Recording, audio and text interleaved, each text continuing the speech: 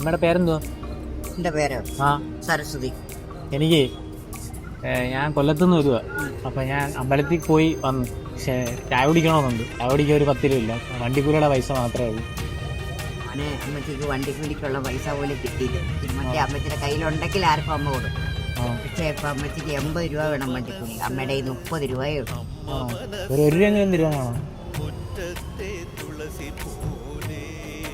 വേറെ ആരും ചോദിച്ചിട്ടൊന്നും തരുന്നില്ല. പോലെ തരുന്നത് ഒരുപാട് നന്ദിയുണ്ട് കേട്ടോ.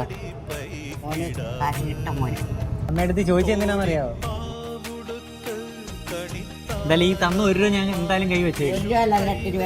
2 രൂപ എന്നെ പറ്റിച്ചപ്പം. നിന്നെ പോലൊരു മോൻ എനിക്കുണ്ട്. ആ അല്ലാതെ എനിക്ക് ആരുമില്ല. ആരുമില്ല. മോനെന്തോ ചെയ്യുക? കരയല്ലേ? അമ്മയുടെ കയ്യിലുണ്ടെങ്കിൽ ആർക്കും വേണമെങ്കിലും കൊടുക്കാൻ മനസ്സുള്ളവളാണ്. അമ്മ ഞാൻ വന്ന് ചോദിച്ചപ്പോൾ 1 രൂപയെങ്കിലും തന്നില്ലേ കയ്യിലുള്ളത്?